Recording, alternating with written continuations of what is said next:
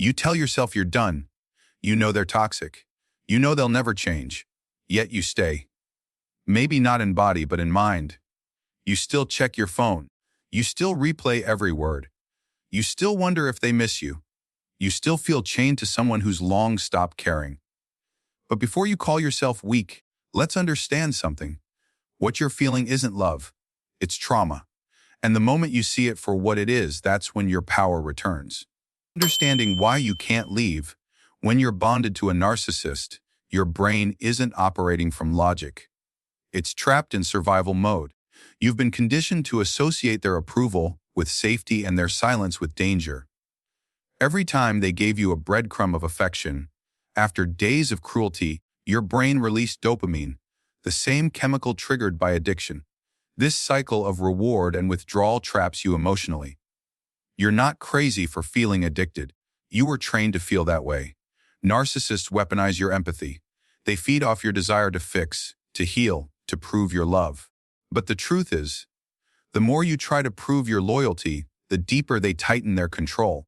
So the first step isn't leaving physically, it's leaving psychologically. You begin by seeing their behavior not as love, but as manipulation. The moment you stop chasing closure and start recognizing patterns, the bond begins to weaken. Awareness isn't the finish line, but it's the door that finally unlocks. That keeps you hooked. Every narcissistic relationship follows a predictable emotional pattern.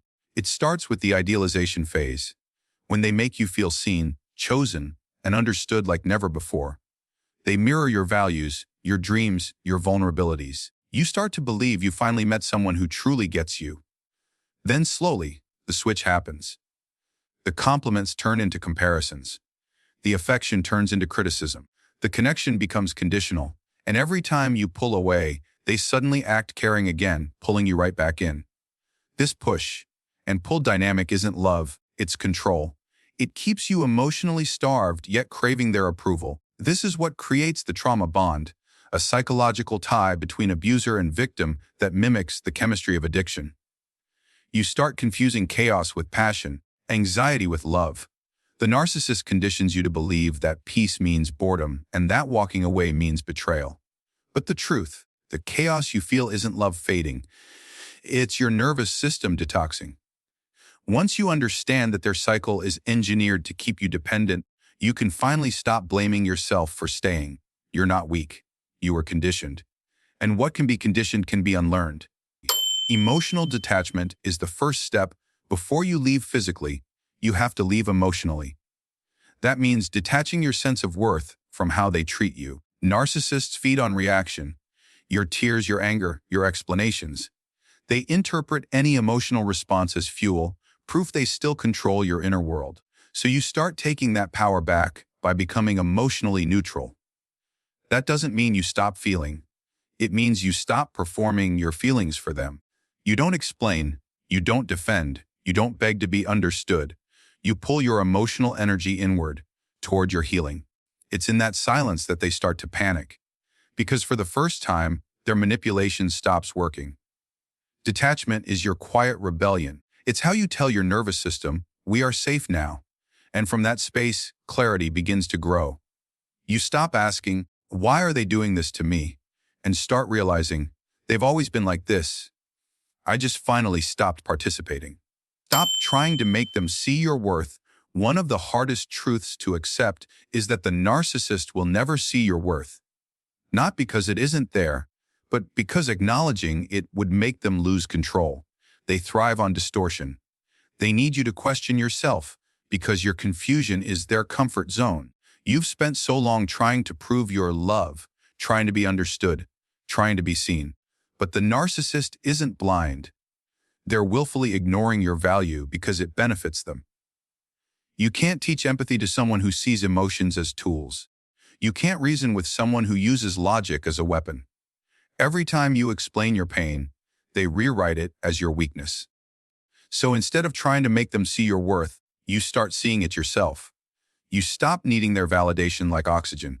You remember that the person you were before them, that woman full of warmth, laughter, and dreams, she's still in there waiting for you to choose her again. The moment you stop performing for their approval, you start healing for your peace. Break the psychological addiction. Breaking the trauma bond isn't about hate. It's about detox. Your body has been conditioned to equate pain with connection. When the narcissist withholds affection, your brain floods with anxiety. When they give you crumbs, you feel temporary relief. It's a cruel chemical trap. To break it, you must go no contact, not just physically, but emotionally and digitally. No checking their social media, no reading old texts, no, just seeing how they're doing. Each time you do, you re-trigger the addiction. Instead, replace those urges with grounding practices, journaling, deep breathing, connecting with safe people. It's uncomfortable at first, but that discomfort is your brain rewiring itself. You're teaching it that peace doesn't mean danger, and silence doesn't mean abandonment. You start reclaiming your power one quiet choice at a time. The freedom doesn't come from forgetting them.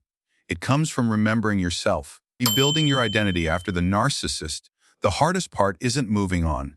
It's remembering who you were before you were manipulated into self-doubt. Narcissistic relationships slowly erode your identity. You forget what you like, what you believe, even what your own voice sounds like. But that's where your healing begins. By rebuilding that identity piece by piece, you start saying your own name with pride again. You rediscover your interests, your boundaries, your laughter. You set small goals, celebrate small wins, and let your self-worth grow from within. The narcissist conditioned you to believe you needed them to feel special. But the truth is, they needed you to feel significant. Every step you take toward independence chips away at their illusion of control. Healing isn't glamorous. It's messy, raw, and slow. But every time you choose peace over chaos, you rewrite the story they tried to define you with. You stop surviving their narrative and start living your own. The power of finally letting go isn't about revenge. It's not even about closure.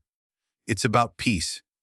The kind of peace that comes when you stop waiting for an apology and start giving yourself permission to move forward. You'll have days when you miss them. That's normal.